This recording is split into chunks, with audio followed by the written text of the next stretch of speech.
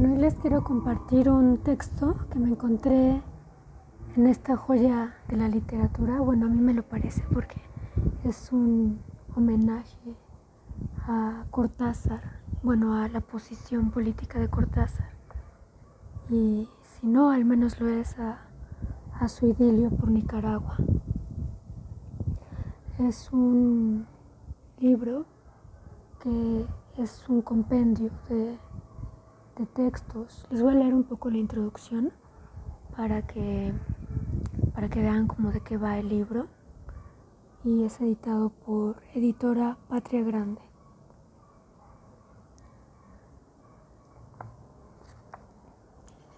Cortázar en Solantiname brinda en una secuencia de relatos, testimonios, diálogos, recuerdos, cartas, anecdotarios, comentarios y palabras que se eslabonan para narrar desde ángulos diferentes un itinerario y una convicción, el retrato de un escritor que eligió crear con libertad y luchar por lo que llama una dignidad compartida.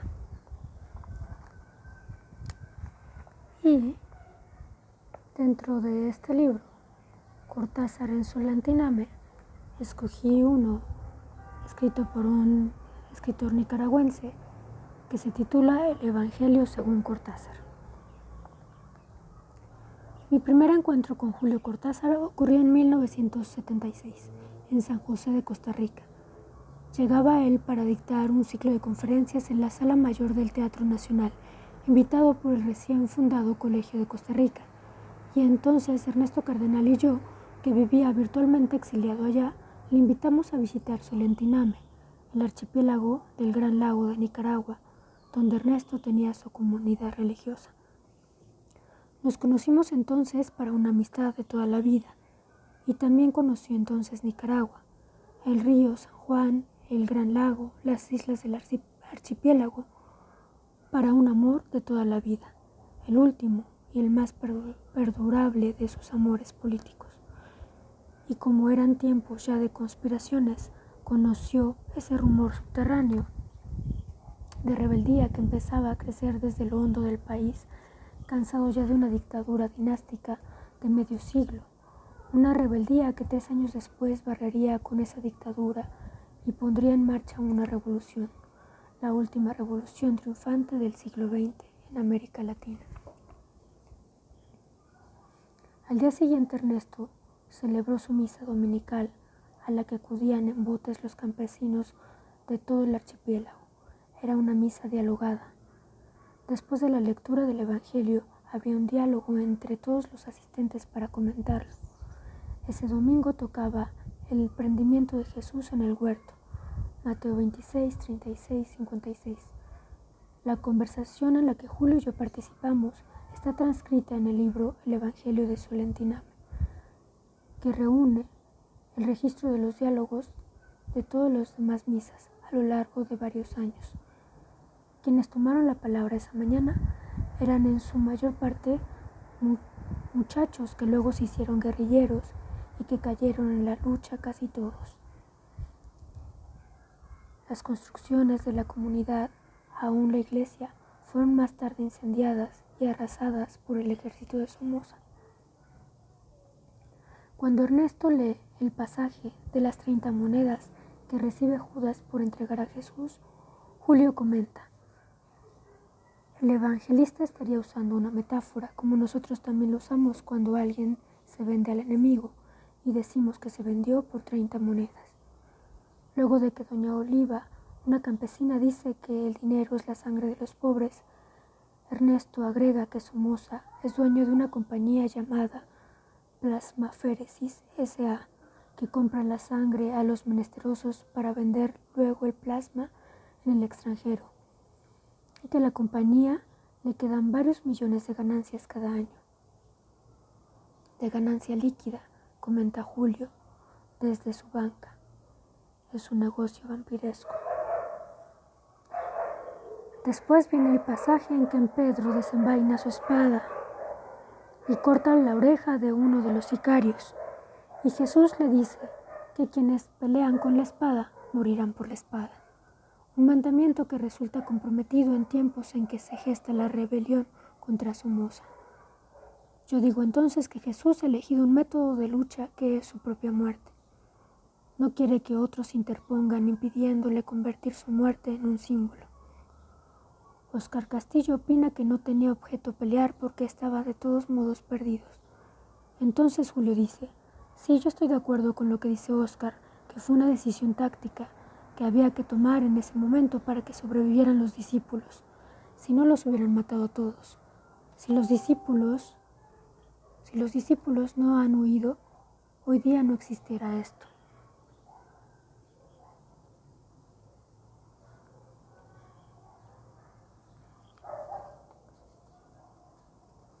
Si los discípulos no hubieran huido, hoy día no existiera esto.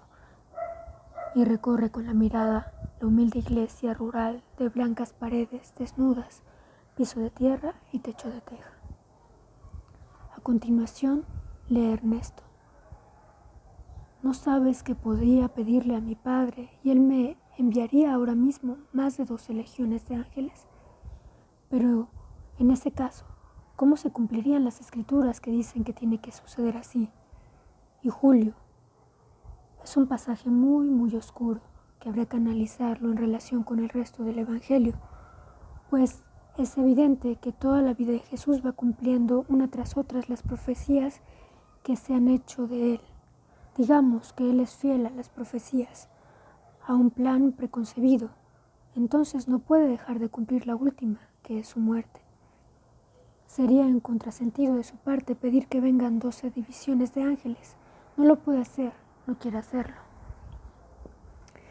Yo digo que Jesús está advirtiendo que no se puede confiar todo a los ángeles, que los ángeles no tienen nada que ver con las luchas terrenas como la del pueblo de Nicaragua contra Somoza.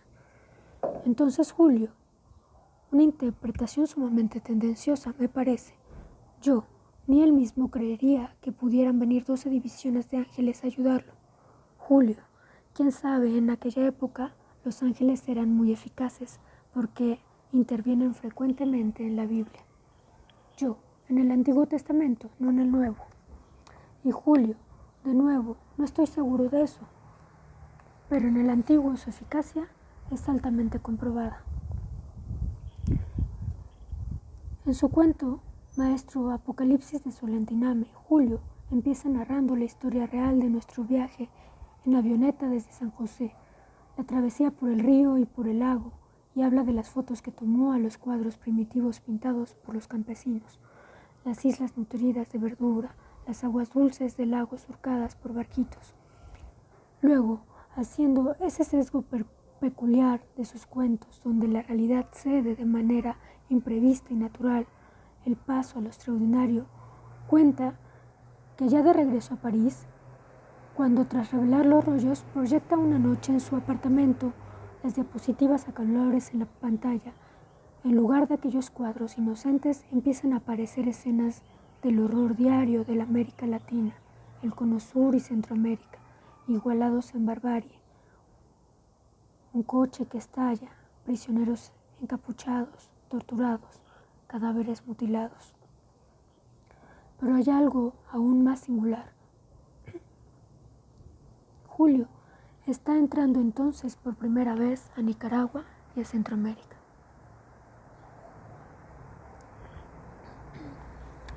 Y el horror narrado no queda como pudiera esperarse de un cuento que en el fin de cuentas tiene un sentido político.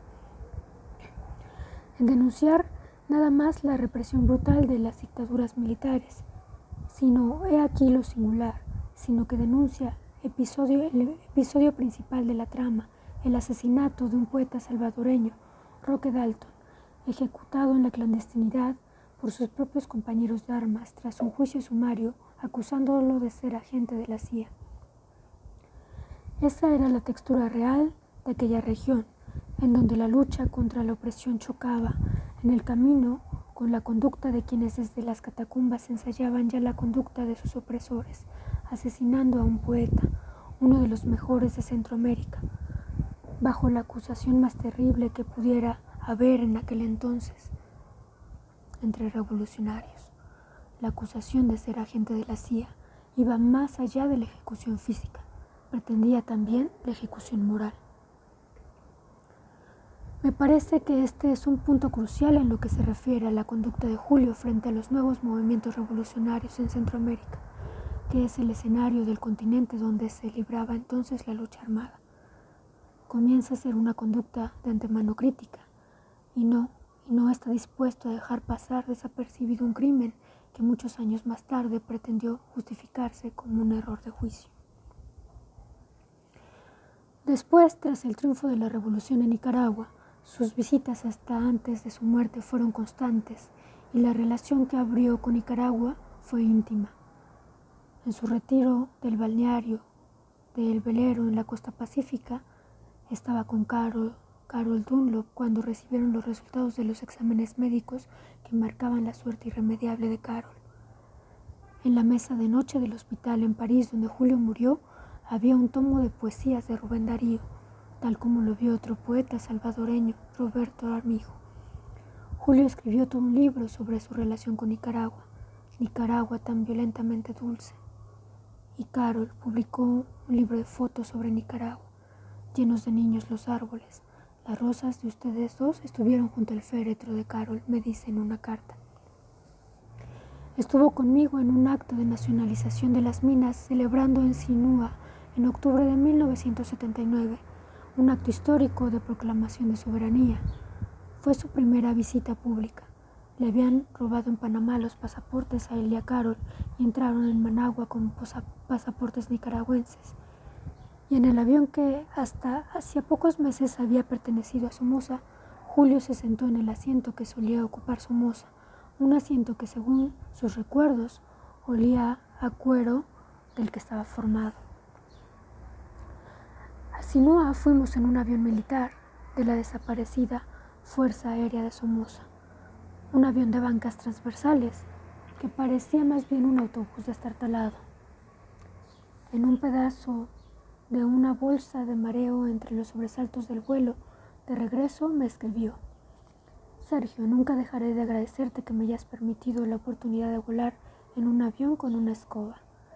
Por si no lo crees, la escoba estaba junto al asiento de Carol. Volvió al año siguiente. García Márquez ha contado la lectura de los dos al aire libre en un parque de Managua, el Parque del Carmen, frente a una multitud reverente compuesta de jóvenes. Entonces, en aquella década de la Revolución, era corriente ver por las calles de Managua a Cortázar, a García Márquez, a Carlos Fuentes y a Graham Greene, a Salman Rushdie, a William Stevenson, a Günter Grass y a Harold Pinter. Y fuimos juntos también, en fin, a actos de entrega de títulos de reforma agraria en varias comarcas del departamento de Rivas. Eso habrá sido en 1982. Las fotos andan por ahí. Julio y Carol continuaron viniendo. Vivieron largas temporadas entre nosotros.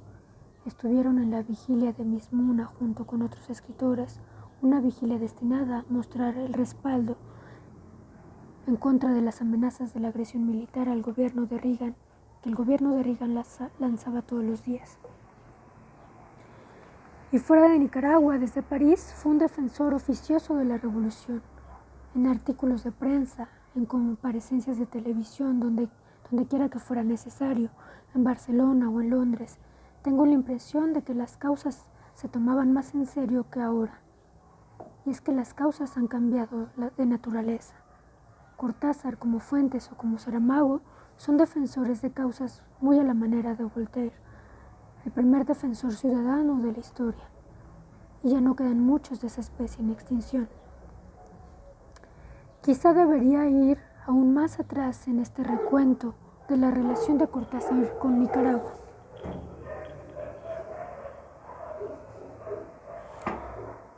Más atrás aún, en 1976, el año de nuestro primer encuentro en Costa Rica, el año de nuestra entrada clandestina por el río San Juan.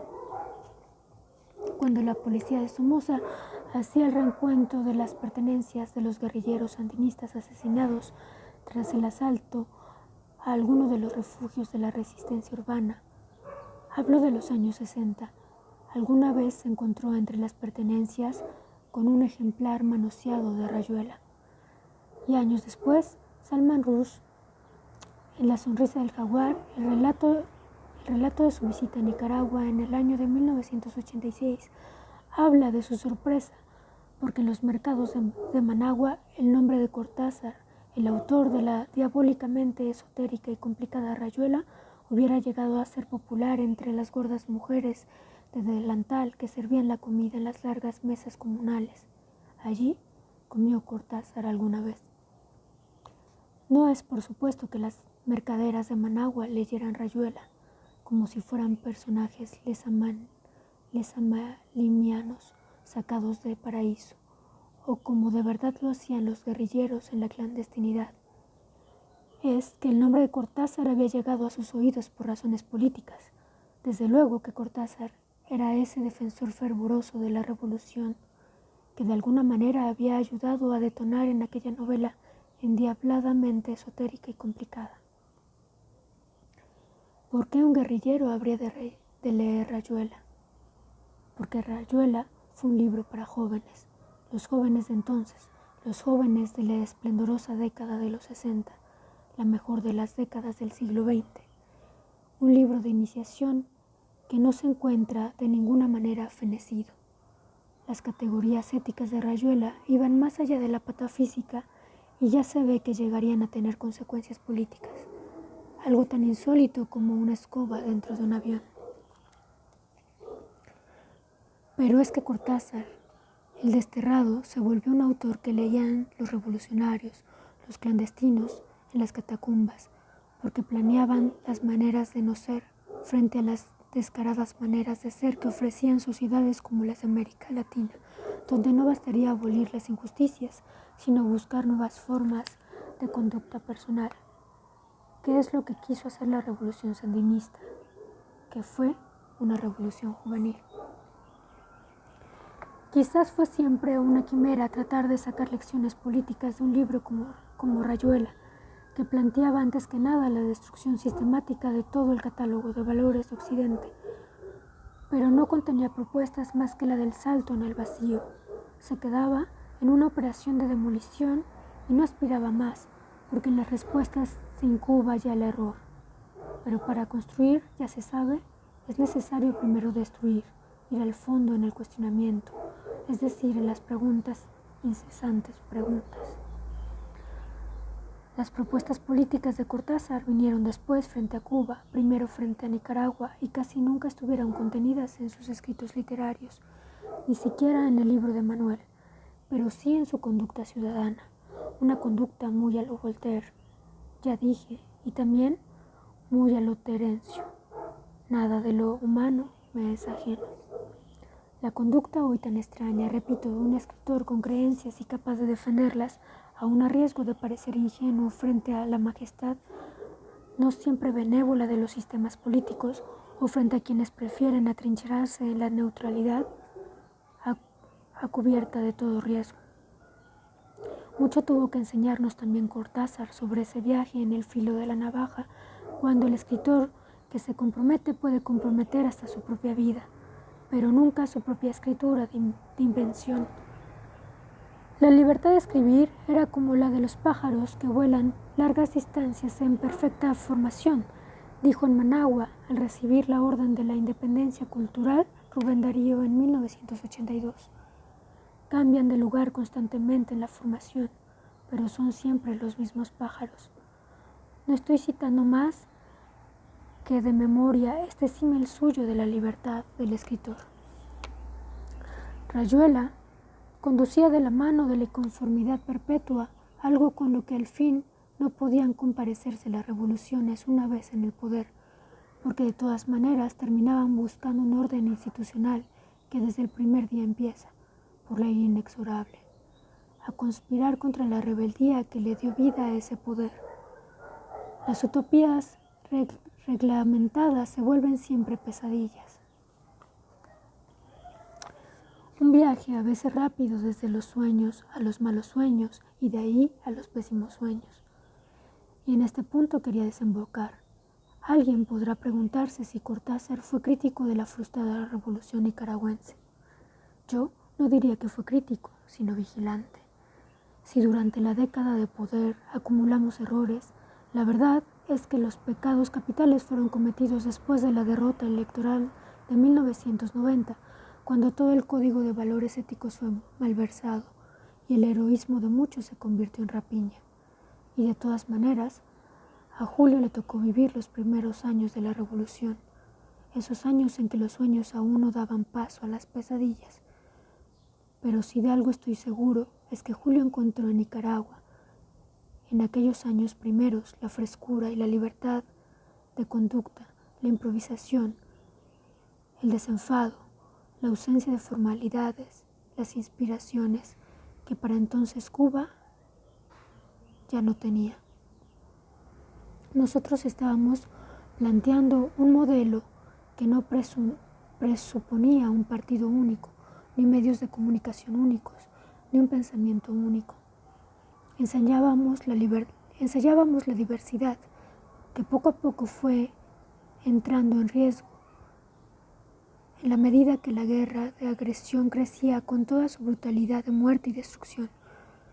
Pero al fin y al cabo, el fin del periodo de los 10 años de revolución fue marcado por unas elecciones libres y limpias mediante las que entregamos el poder, algo que Julio ya no vio. Seguramente habría aplaudido esa decisión de respetar la votación popular. No quiero especular sobre lo que alguien como Julio Cortázar hubiera hecho o no hubiera hecho. Y no quisiera pensar en su decepción al ver lo que quedó de la revolución, después de aquel sueño de cambio que acompañó desde el principio.